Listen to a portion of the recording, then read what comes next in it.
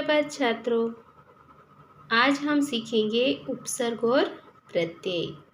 उपसर्ग और प्रत्यय हम पहले भी सीख चुके हैं, पर आज फिर से हम उसको व्याकरण में आगे सीखेंगे।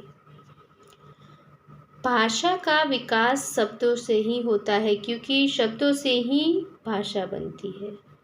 तो भाषा का विकास शब्दों से ही होता है, पर नए नए शब्दों का निर्माण करने के लिए हमें उस मूल शब्दों के या तो आगे या तो पीछे जो शब्द लगाने होते हैं उसे हम उपसर्ग और प्रत्यय कहते हैं। याद रहा आपको? उपसर्ग, प्रत्यय और मूल शब्द, ये तीन चीज़ें आपको अच्छे से याद रखनी है। भाषा का निर्माण करने के लिए, नए शब्दों का भाषा में निर्माण करने के लिए हमें जो शब्दों को आगे लगाना पड़ता है उसे हम उपसर्ग कहते हैं। क्या कहते हैं? जो शब्द शब्दांश के आगे लगते हैं, शब्दांश के जो शब्द आगे लगते हैं उसे हम उपसर्ग कहते हैं। जैसे कि देखिए, यहाँ पे क्या लिखा है? ज्ञान। तो ज्ञान के आगे लगा अ, ज्ञान के आगे हम लगाएं अ, तो ज्ञान के आगे हम अ लगाएंगे तो अ का मीनिंग होता है नहीं। अ का मीनिंग क्या हो जाता है? नहीं। तो हम यहाँ पे ज्ञान के आगे लगाएंगे तो कैसे होगा? अज्ञान। क्या शब्द बन के आएगा? अज्ञान। अज्ञान शब्द यहाँ पे बन गया। ठीक है, तो इसका अर्थ क्या हो गया? उल्टा हो गया। ज्ञान का अर्थ हो गया उल्टा। अज्ञान मतलब ज्ञान नहीं होना, और ज्ञान मतलब कि ज्ञान होना, और अज्ञान मतलब ज्ञान नहीं होना। तो ऐसे ही हमारे दूसरे भी सारे शब्द हैं, वो भी हम देखते हैं। देखो, यहाँ पे लिखा है देश, पर देश के आगे जैसे ही हम डालते हैं स्व, तो क्या हो जाएगा? स्वदेश। स्व का मतलब होता है अपना, अपना देश, स्वदेश। देश का एक नया शब्द बन के आया। देश जो शब्दांश था, मूल शब्द है देश, उसका एक नया शब्दांश बन के आया स्वदेश, मतलब अपना देश। तो ये देश के आगे लगकर क्या बन गया? पूरा स्वदेश। हो गया। फिर आता है बल। बल के आगे हम लगा दे प्र। प्र का मतलब होता है अधिक या तो फिर आगे, तो यहाँ पे सूट होता है अधिक। बल के आगे लगा दे प्र तो हो गया प्रबल, मतलब कि अधिक बल या अधिक बल वाला, हम बोलते हैं कई बार प्रबल। तो यहाँ पे हो जाएगा शब्द प्रबल। फिर क्या होता है? उसके आगे है मरण। मरण के आगे हम जैसे ही आ लगा देते हैं तो हो जाएगा आमरण। आ का मतलब होता है से लेकर या तो तक, मरण तक, या तो फिर मरण से लेकर, तो हो जाएगा आमरण। ये हम सारे उपसर्ग सीख रहे हैं। क्या है? ये सारे उपसर्ग आगे लगने वाले हैं, वो सारे क्या है? उपसर्ग। ये सारे कहाँ पे लगे? आगे लगे। ये सारे कहाँ पे लगे? आगे लगे। फिर आता है शासन। शासन के आगे हम लगा दे अनु। अनु का अर्थ है पीछे, तो क्या हो जाएगा? अनुशासन। क्या हो जाएगा? अनुशासन।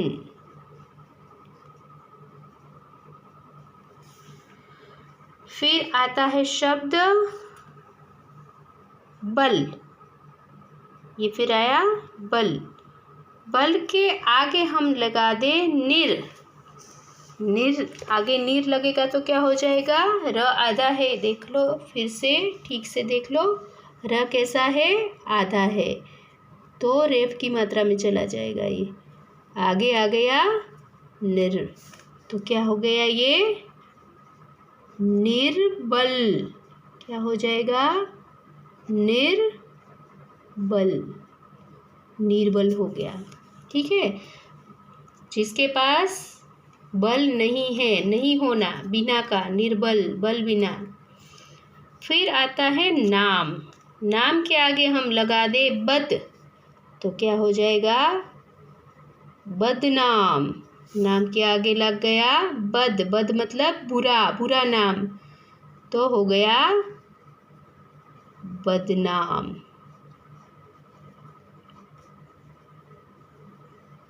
हम बोलते हैं ना कई बार कि बुरा काम करोगे तो तुम्हारा नाम बदनाम हो जाएगा, मतलब कि बुरा नाम हो जाएगा, तुम्हारा नाम खराब हो जाएगा। फिर है अक्ल। अक्ल के आगे हम लगा दे कम। कम अक्ल मतलब उसका है थोड़ा। कम का मतलब होता है थोड़ा। कम अक्ल, कम उम्र, कम अक्ल वाला, कम उम्र वाला बोलते हैं ना, तो क्या होगा? कम अक्ल। ये तो मैंने आपको दृष्टांत के लिए, एग्जाम्पल के लिए आपको बहुत कम वर्ड्स में बना के दे रही हूँ, पर इससे तो बहुत कुछ, बहुत सारे शब्द आपके सामने बनकर आते हैं। अज्ञान में खाली अज्ञान ही नहीं आता, अज्ञान, अमर, अभाव, अधर्म, बहुत सारे आते हैं। फिर स्वदेश में स्व से हम बनाए तो स्वदेश, स्वकर्म, बहुत सारे बन के आते हैं। हम जब सोच कर लिखे तो बहुत सारे बनते हैं। फिर पुत्र। पुत्र के आगे लगा दे कु, तो क्या हो जाएगा? कुपुत्र, मतलब कि खराब पुत्र, बुरा पुत्र, तो आगे आ गया कु, तो क्या हो गया? कुपुत्र। कुपुत्र, खराब पुत्र, बुरा पुत्र। फिर पेट। पेट के आगे लग गया भर। भर का मतलब होता है पूरा, भरपेट। हम बोलते हैं कई बार कि मैंने भरपेट खाना खा लिया, भरपेट, भरसक, है ना, बोलते हैं ना, भरपूर, तो पूरा पेट भर के खाना खा लिया, तो भर पेट। ये सारे उपसर्ग है जो आगे लगते हैं। बार बार मैं आपको याद दिला रही हूँ कि जो आगे लगने वाले हैं वो सारे क्या है? उपसर्ग है। फिर आया वफा। वफा के आगे हम लगा दे बे, तो बे का अर्थ क्या होता है? नहीं, या तो फिर उसका उल्टा अर्थ होता है। वफा का उल्टा हो जाएगा कि वफा नहीं करना, तो वफा नहीं करने वाले क्या होते हैं? बेवफा। तो वफा नहीं मतलब कि बेवफा, तो वफा के आगे लग गया बे, तो क्या हो गया?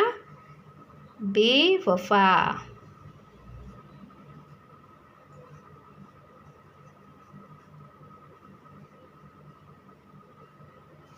फिर आया राष्ट्रीय। राष्ट्रीय है, उसके आगे लग गया अंतर, तो हो गया अंतरराष्ट्रीय। अंतर का मतलब होता है चारों ओर। अंतर्देशीय, अंतरराष्ट्रीय जो हम बोलते हैं ना, वही है, तो हो गया अंतरराष्ट्रीय।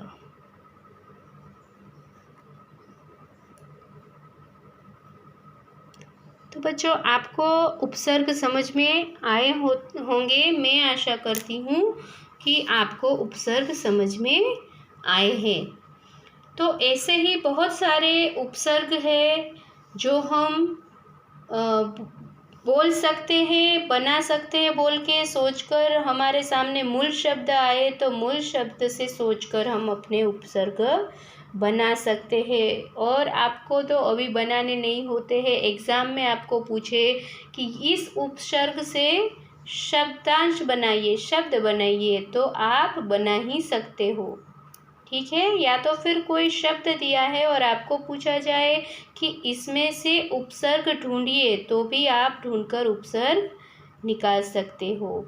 और अभी एक प्रश्न हमारे मन में और रहा है कि प्रत्यय क्या है, तो फिर इसमें प्रत्यय तो कहीं पे आया नहीं, तो प्रत्यय में आपको इसमें से ही जो प्रत्यय है वो देखो थोड़ा समझाती हूँ, फिर मैं आगे डिटेल में आपको प्रत्यय समझाऊंगी।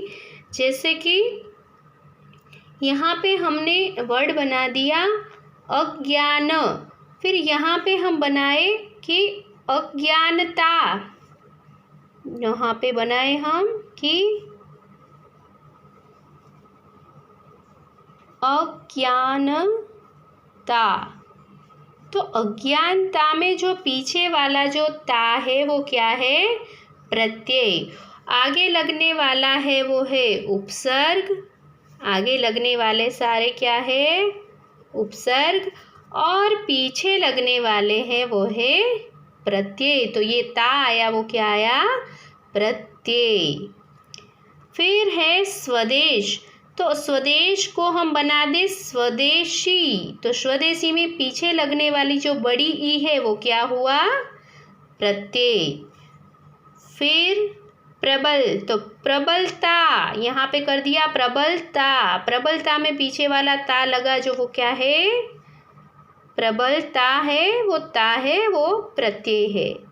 तो अभी मैं डिटेल में भी आपको ये इसके बारे में प्रत्यय के बारे में बताऊंगी, पर आप अच्छे से अभी याद कर लो कि ये क्या है। आगे लगने वाले सारे हैं वो उपसर्ग है और पीछे लगने वाले जो भी है वो प्रत्यय है। चलो हम उपसर्ग तो सीख चुके, अभी प्रत्यय के बारे में भी सीखते हैं।